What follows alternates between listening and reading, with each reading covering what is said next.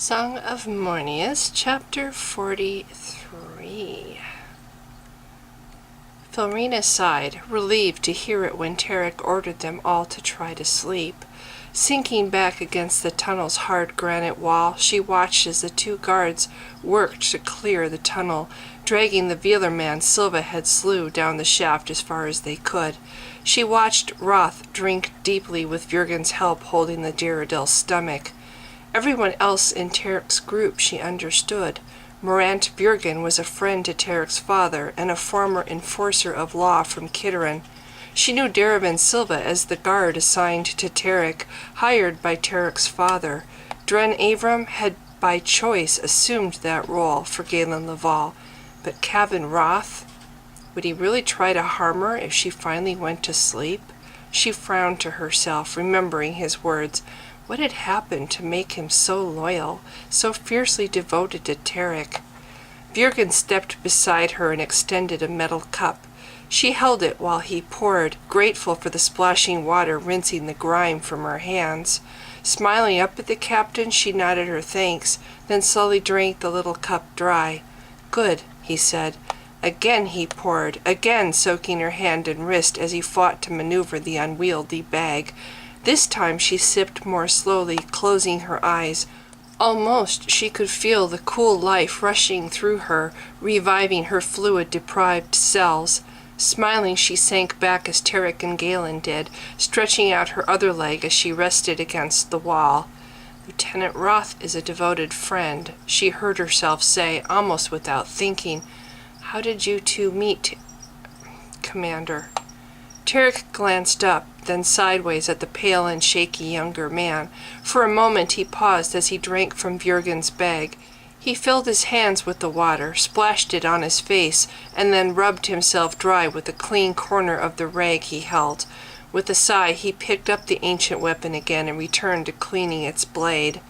"He injured himself crossing Vale Horse," Tarek said, riding Jack, that hot-headed stud colt of his.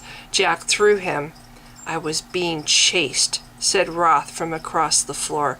"Jack was exhausted, that's all, and he tripped." He looked at Filrina with narrowed brown eyes. "The Vealer priest tried to hang me from a gorge over Thunder River, but my thrashing broke the rope. I escaped. His Vealermen followed." "Roth is from Chelsea," Tarek explained, meeting her gaze.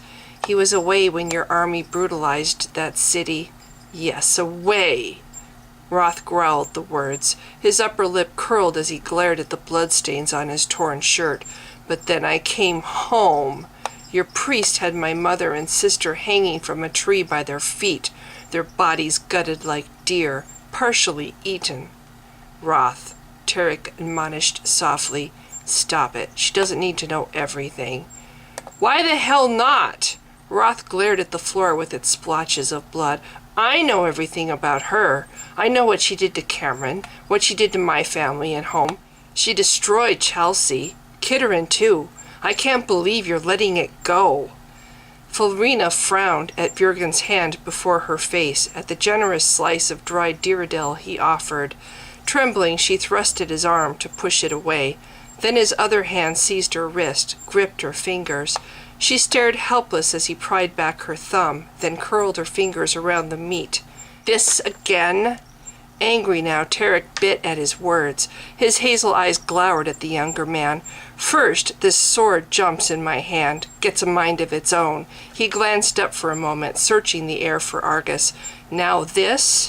Frankly, Lieutenant, I'm getting more than tired of it. Did you miss it somehow, the way she just almost died protecting me?" Roth lowered his head, avoided Tarek's hot stare. Then he nodded. "I guess I did," he said softly. "I didn't see how she got wounded." "Avalar has described to me how you've threatened her, even after I told you to stop," Tarek continued. "Don't sleep too deeply? Isn't that what you said?" Roth, still pale and shaky from his own nearly fatal wound, sat staring at his hands. Filrina saw him gritting his teeth as again he slowly nodded.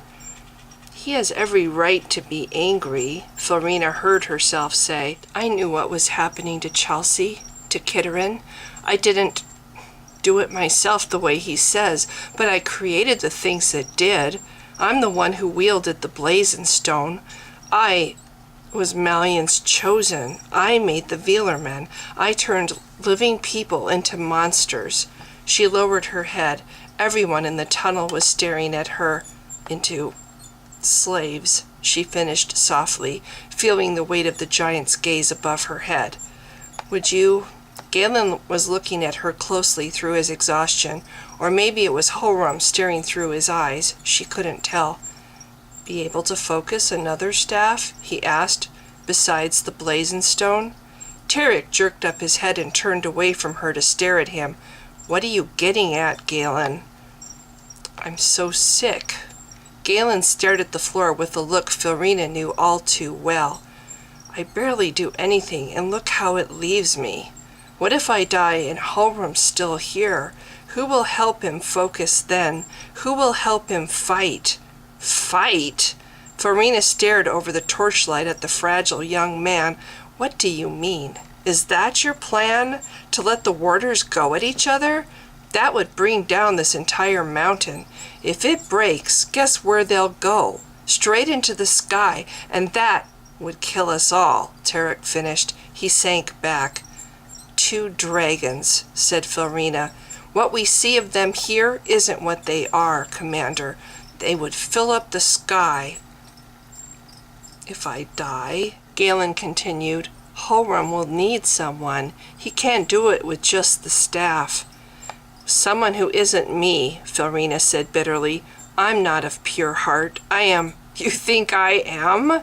Galen asked. I killed an unarmed man with an axe. At least for you, I suspect there was love in you for that young man. For me, all I had in me was hate. Yet still Holram chose me, and I'm no better than you. Tears washed out his face. Angrily, Filrina scrubbed at her eyes. There was love, she said. Any benefit Malian gained from it came from me. The pain I felt, not him. I was trying to protect him, hide the fact I loved him. If Wends had found out, his death would have been so much worse. Filrina paused as Avalar's legs and boots entered her field of vision. Then the giant, too, was sinking down, settling first on her heels at a crouch, then shifting onto her haunches. Then Tarek coughed. We've never had a plan, he said. This is our desperate last hope, Filrina. Get here, do whatever possible harm. Stop him if we can. The river. Filrina heard Avalar say softly.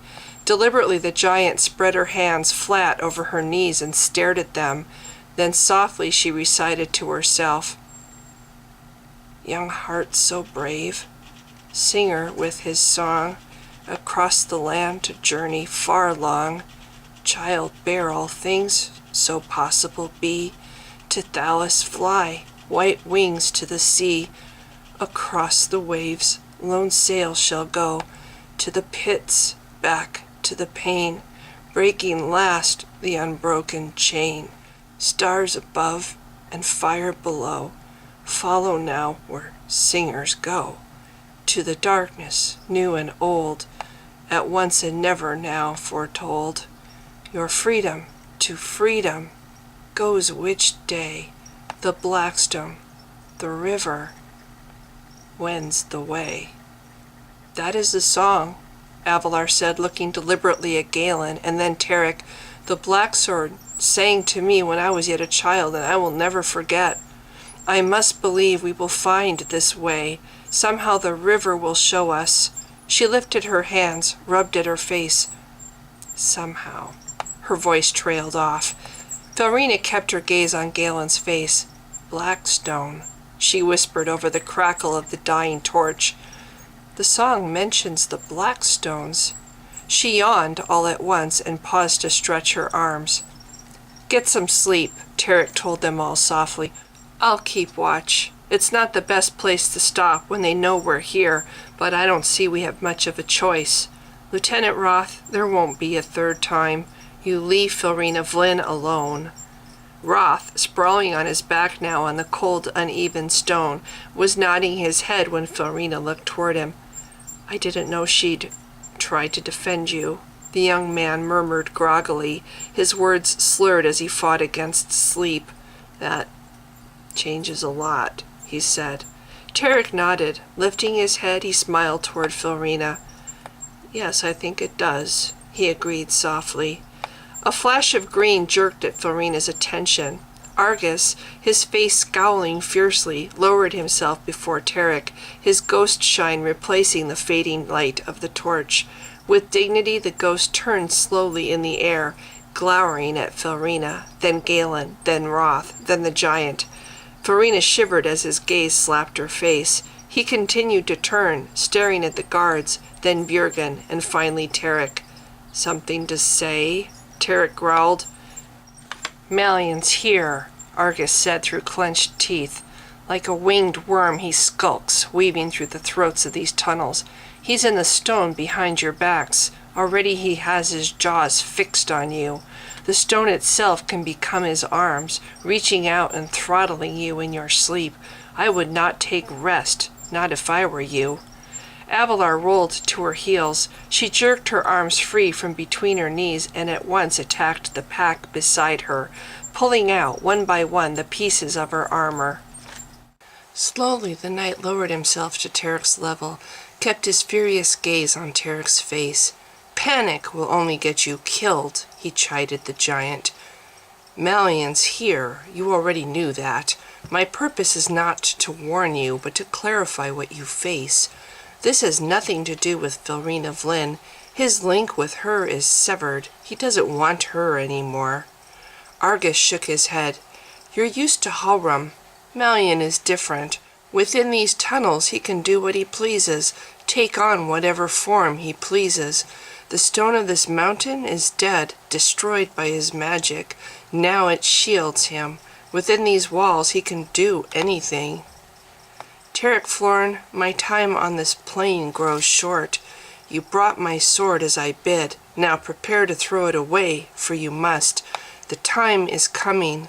Filrina Vlyn spoke truly about your brother. All the dead are converging to this place, all the lives the destroyer devoured. These dead belong to me. I am their commander. For me they will fight when the time comes. With them at my back I will destroy the Vealer, the one who slew me. But as for Malion..." Filrina, following his gaze, stared at the staff wielder. Galen slumped exhausted and oblivious against the wall. Now, as she watched him, he seemed to almost glow in the tunnel's dim light, his skin translucent as though burning from within. Tremor shook his bones as he hunched over his knees, clasping and releasing his ankles. "Halram gathers himself," Argus said in a low voice. "He senses his foe. It'll be soon, Tarek Florn. Very soon now." At once Tarek rose. Ignoring the ghost, he moved beside Galen and knelt. Filrina climbed shakily to her feet as Tarek caught at Galen's shoulders. With a gentle shake, he roused the young man. "Galen!" Tarek's voice cracked roughly. "What is it?" Galen raised his head to look at his friend. In a slow, agitated rhythm, his palms attacked the floor beside his feet, slapping it hard. "It's Halram," he breathed. Jaws clenched, he glanced up at the ghost. Filrina saw in his eyes how the warder came and went. The muscles twitched around his eyes, knotted across his forehead. The cords along his neck strained out. Tarek shifted his grasp, squeezing hard behind Galen's neck where the muscles bunched tight. He dug in with his thumbs, kneading slowly. "What can we do?" he asked. "Tell me." Filrina glanced at the giant. Avalar stood in her armor until her shoulders brushed at the ceiling, until the back of her head pressed the stone. As Filrina watched, the giant tipped her head sideways, glaring at the granite walls. Galen pulled from Tarek's grasp. Shuddering, he rubbed at his knees. "There's nothing you can do, Tarek, or any of us can do." He raised his head, staring into space. "Halram seeks at the last to give you a gift of great value. He seeks to shake himself free of Mornius, throw the stone of this mountain from his shoulders like a cloak. He seeks to heal, and by doing so, destroy. With a soft groan, he climbed to his feet. Then he stumbled to the wall. Fingers shaking hard, he touched the impenetrable stone. I feel what he's becoming, Tarek. He's preparing to fly. Argus is right, he finished in a strangled voice. We must hurry.